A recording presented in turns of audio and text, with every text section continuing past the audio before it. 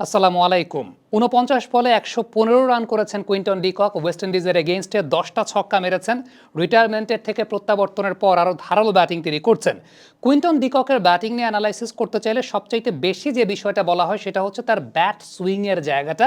ব্যাটের যে ডাউন সুইংটা তিনি করেন সেটা অনেক বেশি মাত্রায় প্রমিনেন্ট, এবং এই বিষয়টা আপনি খুব ভালো মতো বুঝতে পারবেন যে কুইন্টন ডি কক যখন একটা শটকে কমপ্লিট করেন দেখবেন তার ব্যাটের রোটেশনটা পুরোপুরি 360 ডিগ্রি একটা রোটেশন হয়।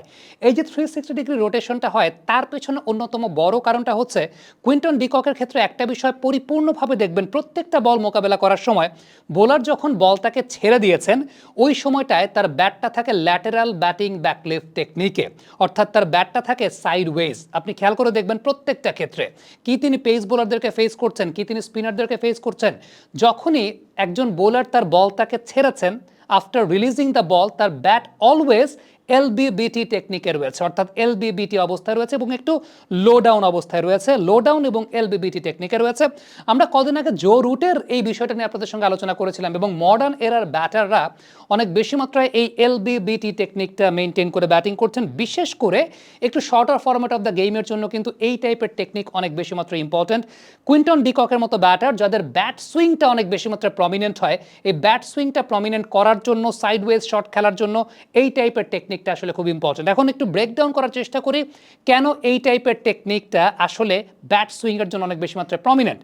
সো ব্রেকডাউন করতে চাইলে আপনি যখন ব্যাটটাকে এই সাইডওয়াইজ রাখছেন এবং একটু নিচের দিকে আপনি যখন ঝুঁকে পড়ছেন, এই সময়টা একটা বিষয় তো উল্লেখযোগ্য, সেটা হচ্ছে প্রথমত সেন্টার অফ গ্র্যাভিটির খুব কাছাকাছি আপনি অবস্থান করছেন। মাথাটা অনেক সামনের দিকে ঝোঁকা অবস্থায় রয়েছে, অর্থাৎ ফরওয়ার্ড বেন্ডিং অবস্থায় রয়েছে, মাটির খুব কাছাকাছি অবস্থান করছেন। কিন্তু ব্যাটের জায়গা থেকে আমি ব্যাট সুইংটা নিয়ে একটা আলোচনা করতে চাই, সেটা হচ্ছে ব্যাটিংয়ের যে কাইনেটিক চেইনটা আছে সেই কাইনেটিক চেইনটার মধ্যে আপনার বডিতে এক ধরনের এলাস্টিক টেনশন তৈরি হয়, যে এলাস্টিক টেনশনটা মূলত আপনার বডিতে এনার্জি স্টোর করে।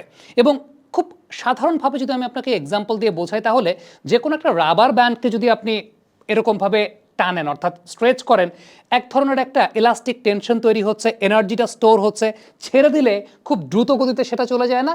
ঠিক তেমনিভাবে যখন একজন ব্যাটার তার হাতটাকে এইভাবে স্ট্রেচ করা অবস্থাতে রাখেন, এই স্ট্রেচ করা অবস্থাতে রাখলে যেটা কুইন্টন ডি কক রাখেন, বডিতে এক ধরনের এলাস্টিক টেনশন তৈরি হচ্ছে, এবং সেই এলাস্টিক টেনশনটা আলটিমেটলি পুরো ব্যাটিংয়ের যে কাইনেটিক চেইনটা আছে সেই কাইনেটিক চেইনটাতে একটা খুব উপকারী ভূমিকা পালন করছে, কারণ এনার্জিটা স্টোর হচ্ছে এবং এই জায়গা থেকে ব্যাটের পাওয়ারটা খুব জেনারেট করতে পারেন একজন ব্যাটার। অর্থাৎ ঠিক এই পজিশন থেকে যেহেতু স্ট্রেচড এবং এনার্জি স্টোরড, ব্যাটের পাওয়ারটা অনেক ভালো মতো জেনারেট করা হয়। নাম্বার 2 যে বিষয়টা সেটা হচ্ছে টাইমিংয়ের জায়গাটা এবং ব্যাট প্যাথের জায়গাটা। যেটা বলছিলাম যে কুইন্টন ডি কক 360 ডিগ্রি অ্যাঙ্গেলে ব্যাট রোটেশন করতে পারেন। এখন আপনি একটু চিন্তা করে দেখেন, আপনার ব্যাট যখন এই পজিশনটায় আছে তখন এইখান থেকে আসলে কতটুকু সার্কেল আর তৈরি হবে। তখন কিন্তু সেটা পুরো সার্কেল তৈরি হয় না বা একদম রাউন্ড সার্কেল তৈরি হয় না। আপনার ব্যাট যদি এই জায়গাটায় আসে, এইখান থেকে কিন্তু একটা পুরো সার্কেলটা তৈরি হয়। একদম খুব সিম্পল একটা ব্যাপার আমি আপনাদেরকে বুঝলাম। সো এই যে ব্যাট প্যাডটা, যেটা টাইমিং অনেক বেশি মাত্রায় সহযোগিতা করে, এই টাইপের ল্যাটেরাল ব্যাটিং ব্যাকনিফ টেকনিক থাকলে তখন আপনার ব্যাট প্যাডটা অনেক সার্কেলটা পরিপূর্ণভাবে হয়। সো যেটাই আমরা বলছি যে কুইন্টন ডি ককের ক্ষেত্রে তার ব্যাট সুইংটা অনেক বেশি মাত্রায় প্রমিনেন্ট, এটার অন্যতম বড় কারণ কিন্তু এই জায়গাটাতে। এবার একটা বিষয় বলি, সেটা হচ্ছে রিয়াকশন টাইমের জায়গা এবং সাইড শট খেলার যে জায়গাটা।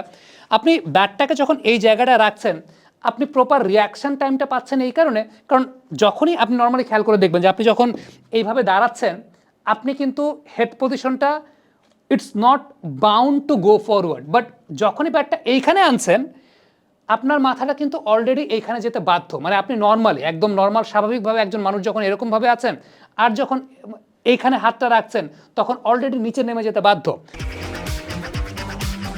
বাবা, এত এনার্জি কই পাও? এই পাওয়ার চুমুকে অ্যাকশন। সো এই সময়টায় রিয়াকশন টাইমটা খুব প্রপার হয়। দ্বিতীয়ত একটা বিষয়, সাইড শট খেলার জন্য আপনার ব্যাট যখন অলরেডি এই পজিশনটায় আছে, সুইপ কিংবা লেগ সাইডে যে বলগুলো হুইপ করেন একজন ব্যাটসম্যান, তার জন্য কিন্তু অনেক বেশি মাত্রায় ইজিয়ার হয়ে যায় যদি তিনি ফ্রন্ট লেগটাকে ক্লিয়ার করতে পারেন বা তার ব্যাটিংয়ের অন্যান্য বিষয়বস্তু যদি সব ঠিকঠাক মতো থাকে, যেটা কুইন্টন ডি ককের ক্ষেত্রে আমরা দেখতে পাই যে ব্যাট সুইংটাও প্রমিনেন্ট হয়, সাইড শটগুলো খুব ভালো মতো খেলতে পারেন, এবং ইটস ভেরি ইম্পর্টেন্ট যে আপনি এই ল্যাটারাল ব্যাটিং ব্যাকলিফট টেকনিকটা এক্ষেত্রে মেনটেন করবেন। সবচেয়ে ইম্পর্টেন্ট ব্যাপার সেটা হচ্ছে শোল্ডার টু হিপ সেপারেশনের জায়গাটা।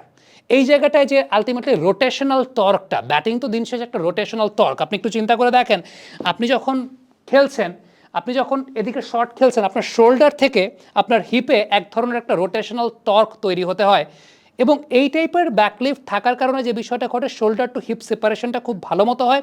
আপনি খেয়াল করে দেখবেন যে পেছনের পায়ের বেন্ডিংটা, ডিকক যখন শর্ট খেলেন পেছনের পায়ের বেন্ডিংটা কিন্তু খুব প্রমিনেন্ট ওয়েতে হয়, বিকজ একটা পর্যায়ে তিনি এই সাইড ওয়াইজ ব্যাট থেকে দেন সেটাকে রোটেট করার চেষ্টা করছেন। সো শোল্ডার টু হিপ সেপারেশনের জায়গাটা খুব ভালো মতো হয়। আরেকটা খুব ইম্পর্টেন্ট ব্যাপার, সেটা হচ্ছে সফট হ্যান্ড। হার্ড হ্যান্ডে এজ অনেক বেশি মাত্রায় রেকটিফাই করা যায়।